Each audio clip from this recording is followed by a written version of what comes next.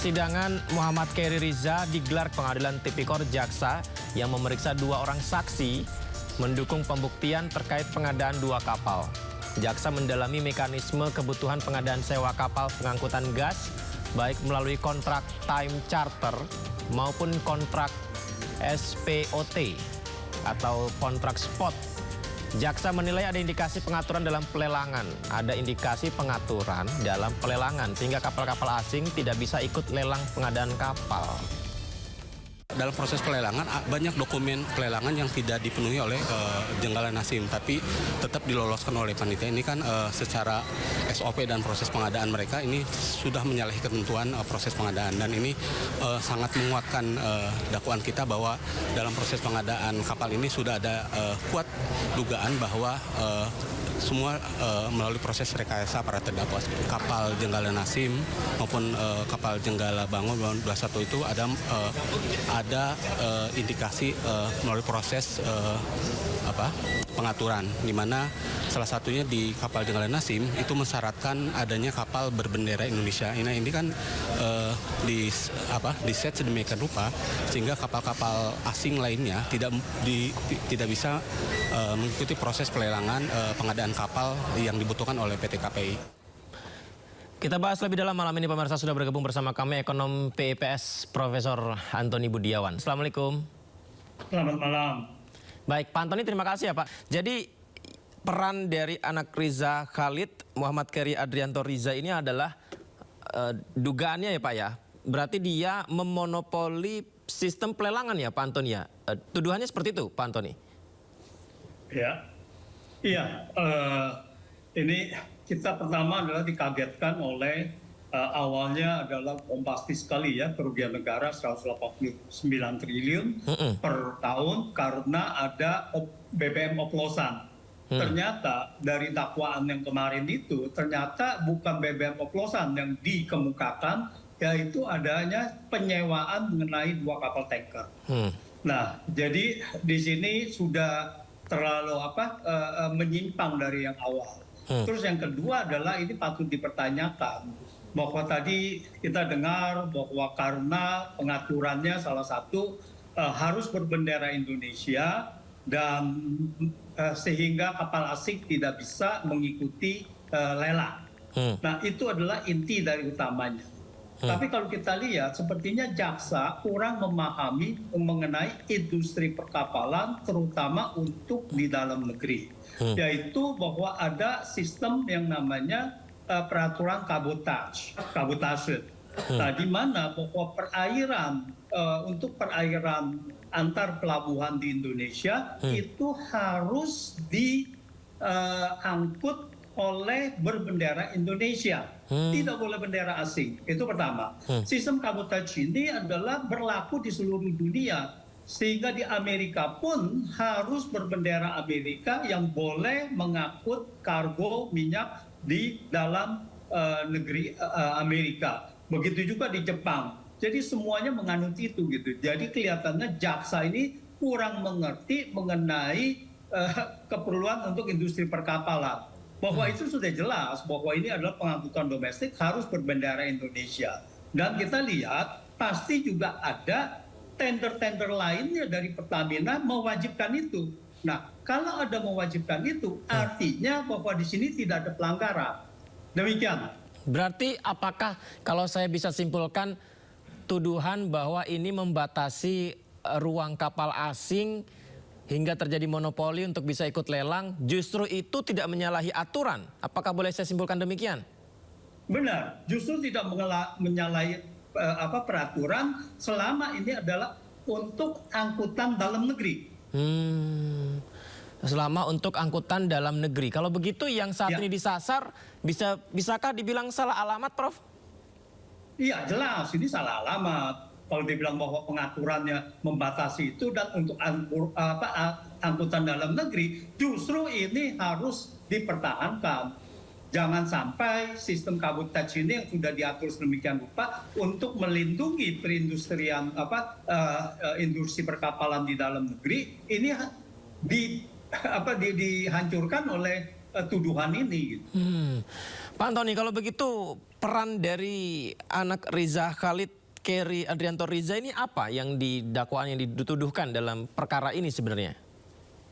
Iya, itulah perkara ini adalah salah alamat karena dianggapnya ada pengaturan. Itu pertama, ya pelanggaran perbuatan melawan hukumnya kan itu. Lalu kemudian akibat dari situ ada katanya ada kerugian keuangan negara. Nah ini yang komponen kedua, kerugian keuangan negaranya bagaimana gitu? Bahwa diaturnya dari mana? Bahkan yang kita mendengar dari persidangan ini bahwa tarif untuk di luar negeri itu justru lebih mahal dari yang dikenakan gitu. Dan seandainya pun tarif di dalam negeri dikenakan lebih mahal dari luar negeri, itu sudah maklum karena kita menganut sistem cabotage. Sistem cabotage Indonesia adalah membuat tarif di dalam angkutan dalam negeri itu menjadi lebih mahal gitu. Karena di luar negeri tidak ada pajak, di sini ada pajak dan sebagainya dan sebagainya. Ini ada juga saya baca salah satu yang dituduhkan, jaksa penuntut umum menjelaskan unsur melawan hukum dalam kontrak kerjasama antara PT Pertamina dengan PT OTM.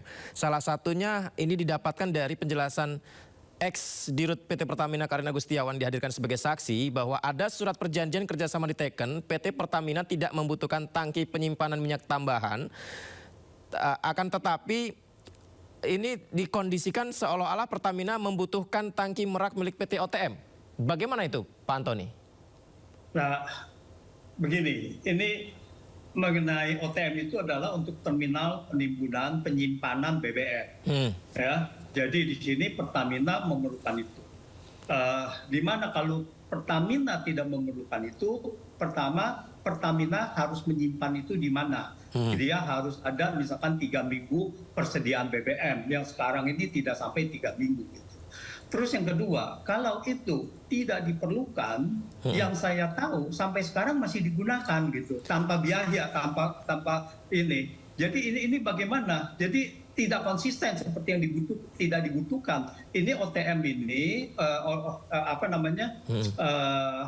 orbit ya, terminal itu sekarang disita lalu tapi digunakan gitu. Nah ini yang tidak konsisten. Dan kedua adalah bahwa penyimpanan ini memang diberikan secara eksklusif kepada Pertamina atau tidak eksklusif itu tergantung dari kebijakan perusahaan. Tetapi kita lihat bahwa kalau nggak salah ada juga yang namanya di situ kemahalan. Nah sekali lagi dianggapnya bahwa perhitungan kerugian negara itu beberapa kali dianggapnya kemahalan gitu. Padahal di dalam tindak pidana korupsi harusnya yang diutamakan adalah penyogokkan suap kepada pejabat yang mengatur. Bagaimana kalau tidak ada suap yang dilakukan, apa sebetulnya yang bisa mendorong pejabat itu mau dipaksa oleh suatu perusahaan untuk menandatangani itu? Jadi di sini aja tidak logis gitu, bahwa ada pejabat untuk dipaksa tetapi tidak mendapatkan keuntungan pribadi. Nah ini yang harus dilihat. Kalau ini tidak ada aliran dana, ini harusnya otomatis ini selesai gitu. Seperti yang ada di kasus-kasus Tom Lembong ya, dan Ira Puspadewi. Nah itu juga tidak ada aliran dana. Tetapi kenapa kemudian disangkakan? Nah kita lihat tindak pidana korupsi sebelum-sebelumnya mengutamakan ada aliran dana. Nah disitulah yang menjadi tindak pidana korupsi, bahwa itu dia memperkaya diri sendiri gitu. Tapi bukan memperkaya diri orang lain tanpa ada motif untuk memperkaya diri sendiri. Ini kan hampir tidak mungkin gitu. Nah itu, jadi di situ mens reanya atau niat jahatnya itu sebenarnya tidak ada dari pejabat itu. Tetapi dalam kasus ini meskipun itu tetap pengusahanya dikriminalisasi, ya saya menyebutnya kriminalisasi yang seharusnya tidak ada kriminal, tetapi diadakan seperti perusahaan gula yang dalam kasus Tom Lembong atau dalam kasus Ira Puspadewi terhadap pihak-pihak lainnya gitu, yang diselamatkan atau yang diselamatkan lah ya. Pada saat itu cuma Dirut ASDP, Ira Puspadewi, dan Top Lembong. Yang lainnya dihukum, seharusnya tidak ada kasus ini. Berarti di kasus ini dugaan korupsi minyak Pertamina yang dikupas yang menyangkutkan tersangka Kerry Khalid, mensreanya itu masih tanda tanya ya Pak Antoni? Dia tanda tanya karena dia tidak menyuap. Kalau dia tidak menyuap, ini harus dilihat bahwa di sini dari kedua belah pihak tidak ada niat jahat untuk ke situ. Baik, bicara soal niat jahat kita akan dengar langsung dari Kerry Khalid ya. Bukan langsung tapi dalam sidang November lalu. Kerry bersikeras penyewaan terminal BBM merupakan hasil usahanya sendiri tanpa adanya kaitan dengan ayahnya Riza Khalid. Kita simak berikut ini Pak Antoni dan juga pemirsa. Kegiatan saya ini hanya sewa menyewa terminal BBM antara saya dengan Pertamina. Usaha ini adalah usaha saya sendiri. Ya, saya kutip tadi ya Pak Antoni ya, saya hanya sewa menyewa dengan Pertamina usaha sendiri. Berarti dari statement tersebut tidak ada arah bahwa ini dengan mengalokasikan dana-dana tertentu untuk memastikan bahwa perusahaan dia yang tetap terpilih. Tidak ada arah ke situ ya Pak ya. Karena saya dengar juga informasi yang didapatkan nih Pak Antoni bahwa jaksa menggali posisi kapal milik PT JMN yakni Jenggala Banggo yang juga menjadi kriteria masuk salah satu peserta tender. Jadi digali-gali terus nih Pak, perusahaan-perusahaan ini mengapa dipilih begitu Pak? Menurut Anda bagaimana? Ya, saya rasa begini, ini di dalam industri perkapalan penyewaan ini memang tidak sederhana. Kadangkala kapal yang dibutuhkan itu tidak ada gitu. Kadang-kadang cuma ada satu, cuma ada dua gitu. Itu banyak terjadi gitu. Tetapi kita lihat apakah harga yang ditetapkan itu terlalu over atau tidak gitu. Banyak sekali Pertamina itu melakukan tender-tender, dia harus pulang karena tidak ada peserta. Sekarang berapa banyak gas tanker untuk gas, kapal tanker untuk gas, itu sangat sedikit gitu. Dan pada saat dibutuhkan, ya itu mungkin ada cuma satu atau dua kapal yang ada. Dan kapal asing memang tidak boleh karena ada sistem kabotage. Nah ini yang harus kita dalami gitu, ini yang harus jaksa dalami gitu. Bahwa benar apa tidak, siapa pemilik gas itu, kita bisa data semua perusahaannya yang di dalam negeri, dan apakah kapal itu sekarang pada saat itu disewakan atau tidak kepada pihak lain. Nah itu yang kita harus lakukan. Dan yang kedua adalah apakah nilai sewa ini memang masuk akal atau tidak. Saya rasa begitu ya. Berarti kalau pernyataan bahwa jaksa mencecar beberapa saksi dan mendalami soal alasan Pertamina sewa kapal milik Ana Riza Khalid, sebenarnya menyewanya itu ya seperti B2B aja ya Pak Antoni ya? Ya memang B2B, tapi memang mereka selalu Pertamina itu akan mengumumkan ada tender. Dan dilihat apakah ada publikasi itu apa tidak gitu. Kalau tidak ada publikasi, tiba-tiba ujuk-ujuk menetapkan peserta atau pemenang atau itu yang langsung, diragukan ya. Itu memang menyalahi, kecuali sudah dilakukan beberapa kali dan gagal karena tidak ada kapal yang tersedia di pasar. Lalu kemudian pada saat itu disepakati untuk negosiasi. Baik. Nah, itu pun dibolehkan gitu, mengingat kebutuhan dari Pertamina.